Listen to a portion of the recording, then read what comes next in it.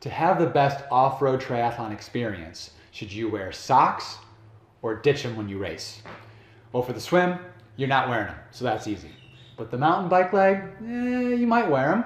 The run leg, you might wear them. There's advantages and disadvantages technically to both. So what gives you the better triathlon race experience? So by the end of this video, you'll have a plan as to what is better for you. Socks or no socks when you hit the trails.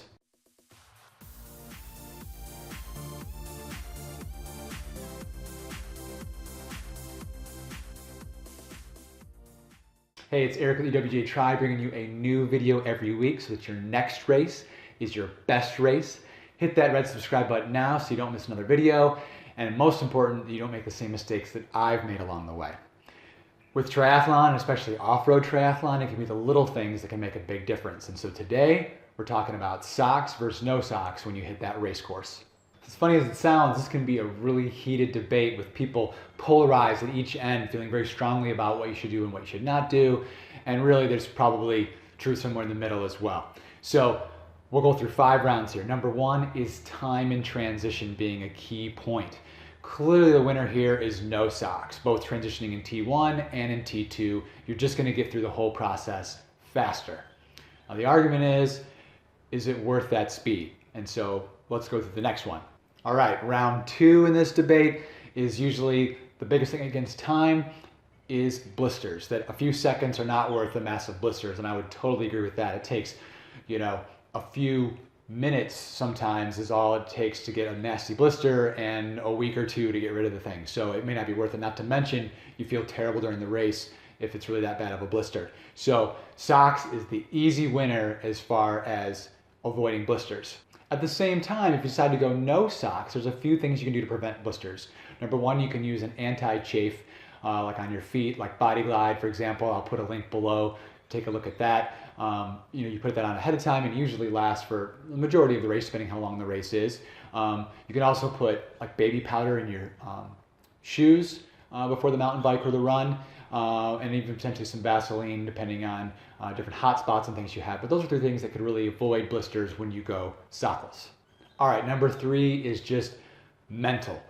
Mentally, when I come out of that water and I can get the shoes on and head out of transition, I just feel better. When I'm trying to get the socks on, my feet are a little bit wet or a little sandy, I can't get the seam quite right, the sock's twisting, start to get frustrated and really have to kind of tell myself to give myself those extra seconds, relax, calm down. So mentally, I just don't want to deal with putting on socks before the bike or the run sometimes. That may not be an issue for you, so if it's not, probably wear socks. Number 4 is comfort, and the pretty easy winner on comfort is to wear socks. So now we're kind of tied at 2 apiece. Most of the time, it's way more comfortable wearing socks. I've had a few pairs of shoes where I said, maybe I'll go sockless with these, and I put them on and wear them around the house, and I start to get weird rubbing and stuff. So, and I've worn them 15 times with socks and never had a problem. So overall, comfort is probably going to go to socks. Again, at the same time, if you try enough shoes, and I know there's more triathlon specific or even just more advancements in shoes where there's less seams or they don't rub in the wrong places when you're running, and so they can potentially be almost as comfortable or just as comfortable. All right, and lastly, number 5 is remember you're on trails.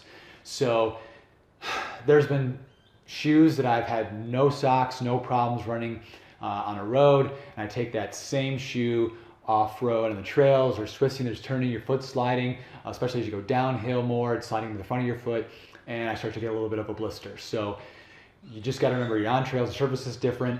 Now there's been some off-road exterior triathlons I've done where it's been like a two-track type Jeep road where it's not as much of the twisting and turning, and so I've worn regular road shoes with no socks, and it's been fine. So even knowing your course and knowing the type of terrain, and even if the shoe is comfortable without socks, when you're on the trails, what type of trail is it? So if you're not wearing socks, you're more likely to get dirt or small pebbles or things inside your shoes that might rub against your feet as well. You also want to consider, are you wearing the same shoe for both the mountain bike and the run? And if you are, it might make more sense to wear socks. You're putting on 1 pair and you're wearing them throughout the whole way. Whereas if you're changing shoes from the mountain bike to the run, do you want to wear the same socks in your mountain bike shoe and your running shoe, I know that I can't do that. My mountain bike shoes are really, really tight. I don't even like putting thin socks in there. And so I don't wear any socks with a mountain bike, but there's been some running courses where, especially on a trail where your foot's moving a lot, I've worn socks, and so I just put them on in transition too. So either way you decide, think about what you're running on the mountain bike, and then practice socks, no socks, and same with the running shoes. But then don't just practice easy. I would start with walking around the house if it's a running shoe. Then I do like an easy ride or an easy run, because there's also been times where I've done an easy run on the trails and felt fine. But then as I increase the intensity in the race, I end up having a few problems with blisters. So do that progression, walk, jog, and then race pace, and make sure that when you don't go with socks that you've done enough time. It can really cause problems that might not be worth the positive. So after those 5 things, it's really technically a toss-up, and really it's your preference. I'm typically going to go with no socks. That mental edge part for me, it just goes above all. But there's definitely no right or wrong, and you'll certainly see me wearing socks on the run course on occasion, depending on what the course looks like. Okay, and that's the end of our heated sock, no sock debate. I hope that was helpful for you. Please put a comment below if you've got a sock that you've used in races and just is really great, or if you've gone with no socks and you've got some success using a different product or anti-chafe or something that's really, or a shoe even, that's really helped you out as well. And again, sometimes these little things have the most effect on your race experience. And so these are the types of questions that, if you have other ones, put a comment below as far as what questions you'd like to see.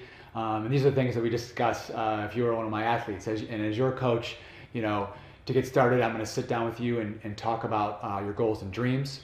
The second thing I'm going to do is write you a very specific individualized training plan. And step 3 is we're going to work together as much or as little as you'd like. I can be the whole way if you'd like, until you accomplish those goals and dreams. So if you'd like to have more information about coaching, email me, ewjtri@gmail.com. We'll set up a free 30-minute consultation to see what'll work with you and your lifestyle. New video next week, and until then, I will see you on the trails.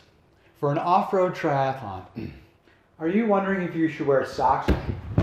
Are you wondering if you should go socks or no socks in your... Nah.